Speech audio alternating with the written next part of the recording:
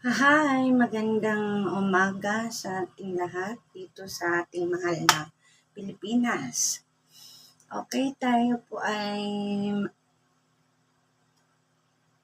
nag-topic na sa ating mahal na Pangulo at ito ay tungkol sa kanyang programang ni-launch niya kaninang hapon, launching of the Pamilya Pass 1+3.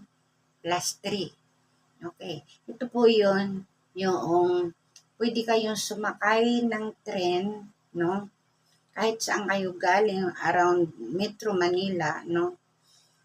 So, bali apat kayo, pero isa lang ang babayaran na ticket. Ito yun tuwing Sunday po para sa mga magpapamilya po. Okay? Pakinggan po natin yung audio. Ito ay si Pangulong Marcos.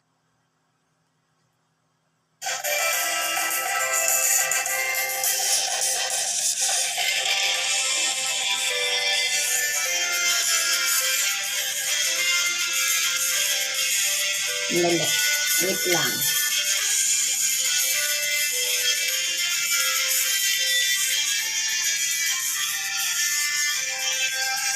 Sandali.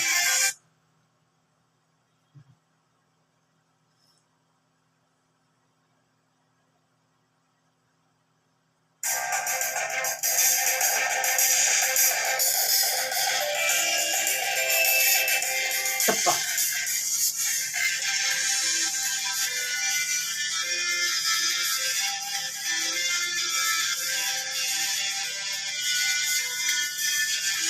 Yan sila.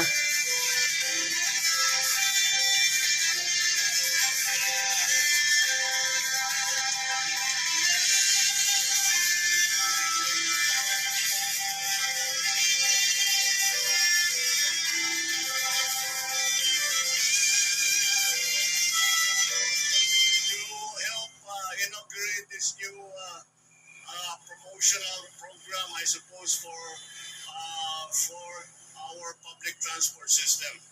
Alam niyo kasi, uh, ang kultura ng Pilipino, ang linggo, para sa pamilya yan, para sa mga mahal sa buhay na magsama, na makapag-funding ng konti. Kaya ginawa namin ay gumawa kami ng programa ay ang tinatawag 1+3 program. Ibig sabihin, pag linggo, bibili ka ng isang ticket, plus 3 ang pwede mong isakay. Ibig sabihin, sa isang ticket, 4 ang pwedeng sumakay. Para naman mabigyan natin ng pagkakataon yung ating mga pamilya, mga kapagkata na magkasama.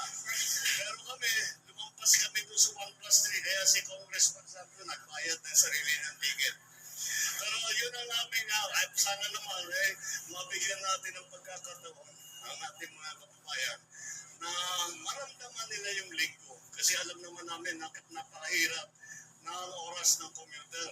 At madalas nating marinig, wala na kaming oras para sa pamilya. Para dahil pagdating namin, tulog na lahat. Aalis kami, tulog pa. Kaya naman, sinasabi namin, bigyan natin ng chance naman na magsama. Hindi additional, hindi may dagdag na pagbayad para lang makasama ang inyong pamilya. Kaya nandito na yung ating program na 1+3. Meron pa akong isusunod na announcement dahil marami kami doon sa pinaplanong EDSA rehabilitation. Ang daming bumalik na nag-aalala paano yung trabaho namin. Kung ang pag-commute namin ay napakatagal na, madadagdagan pa na 1 oras, 2 oras, wala na talaga, hindi na kami uuwi. Kaya tinitignan po namin, ito yung nangyari. Bukod pa doon, meron tayong mga nakita ng mga bagong teknolohiya na hindi natin ginamit doon sa pagplano sa EDSA rehabilitation. Kaya in-instructionan ko si Secretary Vince Dizon at saka si Secretary Manny Punuan ng DPWH ay sinabi ko, pause muna doon sa rehabilitation. Huwag muna natin gagawin. Dahil tinitignan natin yung cost-benefit analysis, maganda sana kung maayos natin. Ngunit, ang laking sakripisyo ng 2 taon na bigat, masyadong mahigpit ang traffic. Kaya post na muna yan, sabi ko sa kanila, bigyan natin ang sarili natin ng isang buwan. Pag-aralan natin itong mga bagong teknolohiya na nakikita natin. Pag-aralan natin, gumawa tayo ng magandang plano.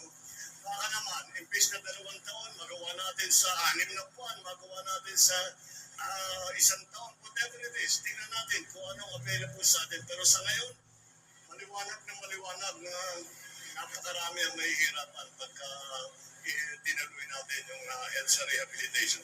We will find, in other words, ang sinasabi ko, we will find a better way na hindi masyadong mahirap para sa ating mga commuter. Yun lamang. Ngayon, sasakay na kami ng red. Ayan. Diba? Walang tigil ang pangarap ni Pangulong Marcos na mapabuti ang ating mahal na Pilipinas. At paglingkuran ang lahat ng mga mamamayang Pilipino. So, naisip niya na tuwing linggo nga naman, pwede magbanding ang mga magpapamilya.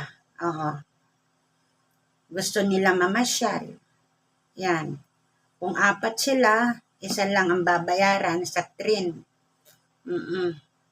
Around dito lang to sa Metro Manila po, no? So, malaking yung bagay, no? Yun nga, kasi yung bigas, halimbawa, ang city ay medyo malaki. Tapos, yung bilihan ng 20, ang kilo ng bigas, 20 pesos. So, kung malayo sa area mo, yung bilihan, so hindi ka talaga makakabili. Diba? Kasi mamamasahe ka. So, yung tinipid mo, napunta rin sa pamasahe. So, sayang.